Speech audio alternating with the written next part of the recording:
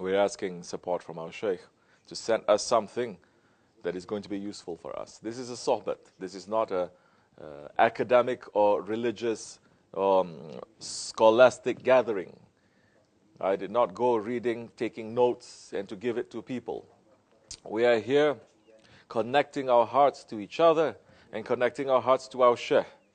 When the hearts are connected, when you come here empty, when that wood is really very dry, then a little spark, that wood is going to catch fire. If you're really thirsty, just a little drop is going to quench all your thirst. So we have to be thirsty, waiting for what our Shaykh is going to send to us. This is the meaning of a sohbet. This is the meaning of a religious, spiritual gathering and association. The sohbet, the association that made those ones who were burying their children alive in the hot sands to become Sahabi. We are following in their footsteps. Inshallah, not in the wrong ways, in the good things. And we are saying to our Lord, Allah subhanahu wa ta'ala, thank you, Ya Rabbi. Thank you. We are not complaining to our Lord. The believer should not complain. The believer must not complain. The murid, forbidden for them to complain. More you're complaining, more heavy burdens are going to come to you. Because the murid is living in the dargah. If you understand what a dargah is, what are you on the threshold of, and who your neighbors are, you're going to fix your head a little bit more. Threshold. We are neighbors. Who are we neighbors with? At least we're neighbors with Sultan al-Awliya. Isn't the maqam there? Isn't our Shaykh's maqam is there? Are we going to have so many other maqams here with the permission to? Yes. So we are neighbors. And we are saying to Allah subhanahu wa ta'ala, thank you, not to complain. Sit down and think in these holy days, in holy nights. Sit down to think. And to get better, sit down to think, what are the illnesses and the diseases that I have in my spirit that I want to get rid of? Run for that. If you concentrate on that, you will change to become better. If you're not running for that, and you're running just to do ibadat, of course you're going to get the blessings of ibadat, but the blessings that you collect easy is going to be lost.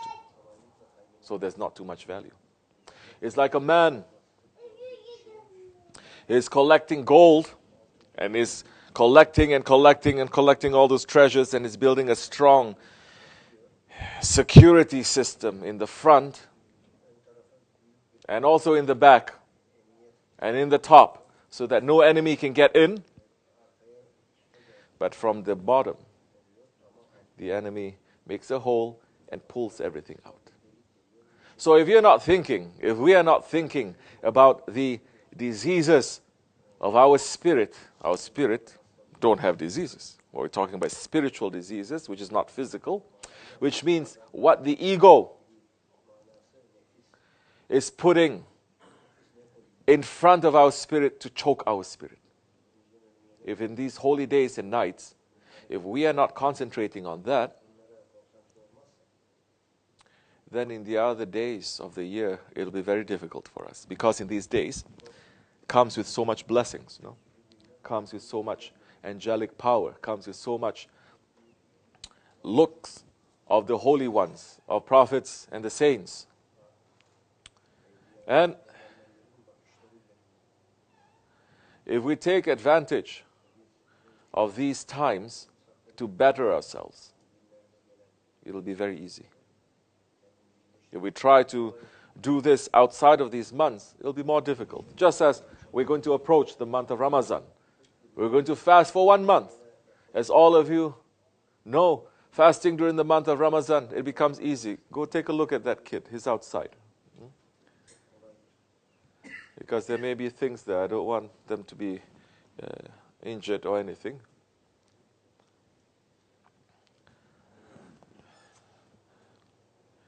You can fast in the month of Ramadan easily because the power comes in that month. Try to fast that month, whole month, in other months. Can you do it? No. It's completely different now. So take advantage of these months and these nights to make ourselves to become better. Yes, we should run to make ibadat. People are asking me, what are the special ibadats to make? I can give you a whole list. I can give you a whole book that you're going to be sunk in it. But if we are not taking care to remove the veils that is choking our ego, to remove the veils that is separating us from Allah, if we are not getting rid of our bad characteristics in these months, then all those blessings is just going to be lost. It's just going to hemorrhage. People are just going to come to steal it, and we're going to be lost with nothing. We're going to be ending up with nothing. So, for this, you need reminders. We need reminders. We need reminders first. In these months, we need reminders to say we have to thank our Lord. We should not complain. If you want to complain, what are you going to complain about? What are you going to complain about? Good. So you're listening to the khutbah. MashaAllah. You're going to follow the sunnah of the Rasulullah alayhi wasallam. You want to complain? Don't complain about others. Don't complain about your wives or your husband or your children or your boss or your grandfather. You're going to complain about yourself. You're going to sit down and you're going to complain about yourself because that's exactly what Holy Prophet ﷺ did. And he did nothing for his own ego. He's not like us. He did everything for the ummah. And the ummah still turned around to punish him. And he turned to Allah and he complained about his own weakness. And saying, give me a power, Ya Rabbi. You have put all these enemies, authority over me. But I'm only asking that you are not angry with me. That you are not upset with me. If I know you are not upset with me, everything is good and everything is blessed. So sit down and ask yourself, what did I do today to make Allah to be upset with me? And be sincere. If you sit and you think, well, I didn't do anything, because so many Muslims now are saying, what did I do? Why Allah make me to go through this? What did I ever do to Allah? What wrong did I do? Oh, those words, if you understand from a spiritual view, it is very close to committing a hidden shirk. Like what our Shaykh used to say to us, he said to me personally, what is it that we do that is right? Not to say, what did I do wrong? What is it that we do that is right? Can we say anything that we do, it is right? 100%? And if it is right 100%, do we take credit for it? If you take credit for it, then you're going against that ayat, what Allah subhanahu wa ta'ala is saying, to know that everything good that comes to you, it is from Allah. And everything bad that happens to you, it is from your ego. So sit down, try to catch your ego.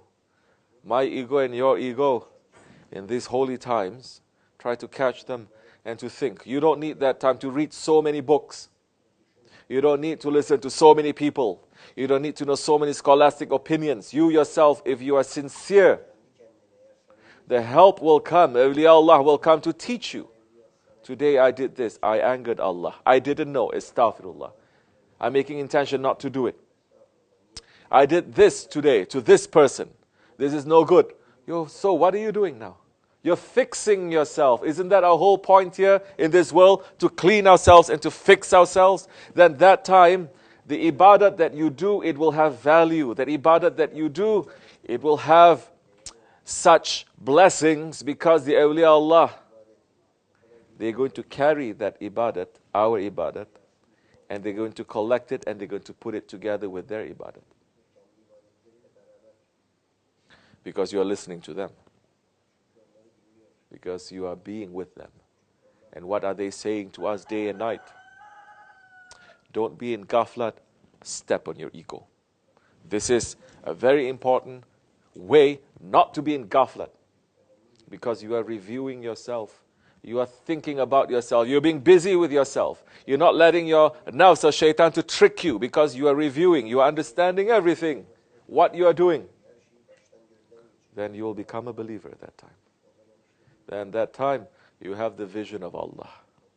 That Allah subhanahu wa ta'ala is saying, beware from the vision of a believer, because he sees with the nur of Allah.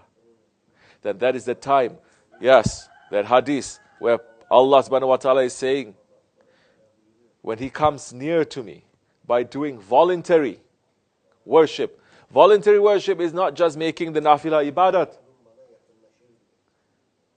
If you step on your ego, that becomes such a high worship that it supersedes all voluntary worship. Say to me now, which is higher? You swallowing your ego, swallowing your anger, stepping on your anger, or we are making so much ibadat, but we are angry. Which one has more value now? Definitely the one who swallows his anger, who steps on it. Whatever small worship that he makes, Awliya Allah can just expand it. But the one who just worships and is not looking to his anger burns it. His jealousy would burn it. His stubbornness would burn it. So watch out for that in these holy days and nights. We know that enough in the dargah to know holy days and nights are happening. Shaytaan and the nafs will work overdrive to make us to become what? To make us to become angry. To make us to become stubborn, arrogant, envious. So if you are watching out for that, then that time, these nights will become very blessed. It will be very easy for us to get more things, and we'll become better, changing ourselves to become better, inshallah rahman. So we should complain to Allah subhanahu wa ta'ala about ourselves and our own weakness, and say, help me, Ya Rabbi, help me for me to step on the greatest enemy, and that enemy that is inside of us, against our ego. May Allah forgive me and bless you for the sake of the Prophet alayhi salatu wassalam. Al-Fatiha. Ameen. Assalamu alaikum wa rahmatullahi wa barakatuh.